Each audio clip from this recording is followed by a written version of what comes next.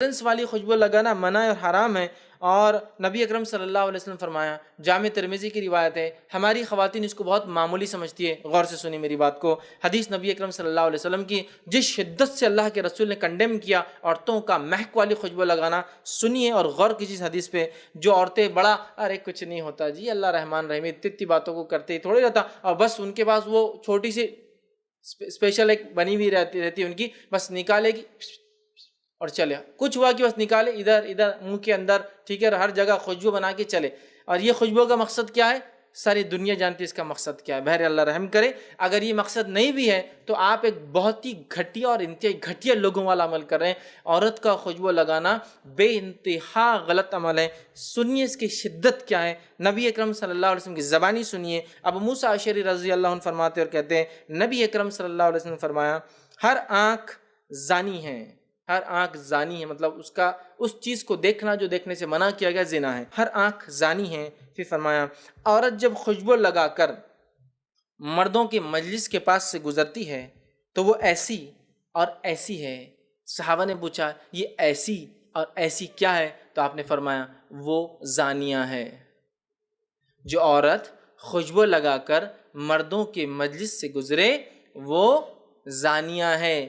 یہ اس شخصیت کے الفاظ ہیں جو سچوں میں سب سے سچا تھا، اس سے سچا دنیا میں کوئی نہیں گزرا ہے۔ جب اس نے کہہ دیا وہ عورت زانیہ ہے تو اب دنیا کا کوئی انسان اس کو up to date, modern, hi fi نہیں، وہ لوگ تو وہ کمیونٹی سے بلانگ کرتے ہیں، ارے نہیں بھائی تو خلیج میں رہتے، عرب کنٹریز میں رہتے، وہاں تو کامن ہے، وہ عورت زانیہ ہے، چاہے عرب کی رہنے والی ہو، چاہے عجم کی رہنے والی ہو، چاہے ہندوستان کی رہنے والی ہو، چاہے کسی ملک کی، اگر خوشبو لگاتی ہے جس کی فریگرنس اور مہک آتی ہے وہ ایسی اور ایسی ہے۔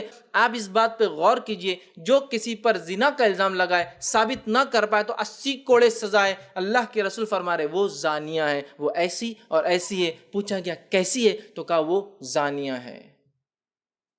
سبحان اللہ، کتنا غلیظ بدترین عمل ہے ایک عورت کے لیے خوشبو لگانا۔ تو میں گزارش کروں گا اپنی ماں بہنوں سے، یہ دنیا کے چکر میں مت جائیے آپ، یہ دنیا کی زندگی بہت تھوڑی ہے۔ ہمارے نبی نے اس کو حرام قرار دے دیا، آپ کے لیے حرام ہے۔ ابو ہریرہ رضی اللہ عنہ فرماتے اور کہتے ہیں، اگر ہمارے زمانے میں کوئی عورت خوشبو لگا لیتی جس کی مہک ہوتی، فریگرنس ہوتی، مہک ہوتی، تو اس سے ویسا ہی غسل دلایا جاتا جیسے غسل جنابت ہوتا۔ غسل جنابت سمجھتے ہو؟ انسان اپنی بیوی سے ہم بستری کرے جس سے غسل ٹوٹ جاتا ہے تو مکمل دھونا پڑتا ہے اپنے باڈی کو، اس کو کہتے ہیں غسل جنابت، یہاں تک کہ بالوں کی جڑوں کو تک گیلا کرنا پڑتا ہے۔ تو اس عورت کو ہم غسل جنابت دلاتے۔ کس عورت کو؟ جو خوشبو لگا لیتی۔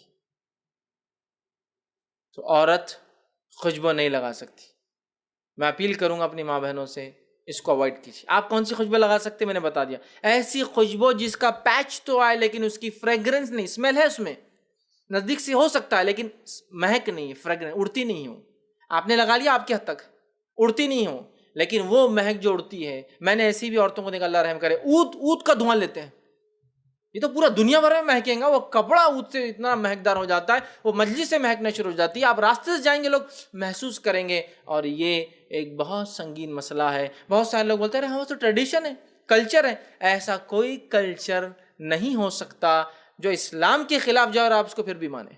یہ کلچر ہمارے لیے منع ہے، ممنوع، حرام ہے۔ اندر کی نہیں بھائی ہمارا تو تہذیب کا ہے، تہذیب ہے، کلچر سمجھنا، تہذیب ہمارے پاس تو سسٹم ہے، نہیں چلیں گا۔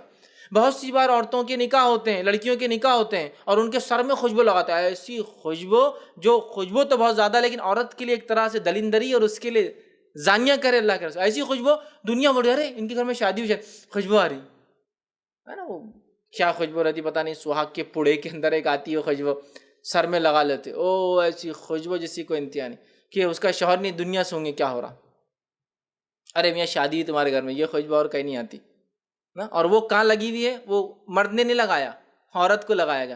شیطان بھی دیکھیے کیسا آ کے چبکنے دیتا ہے، جس پہ حلال ہے وہ بیوقوف تو خوشبو ہی نہیں لگا رہا ہے، اور جس پہ حرام ہے وہ خوشبوؤں میں اتنی معطر ہے کہ کسی کو انتہا نہیں۔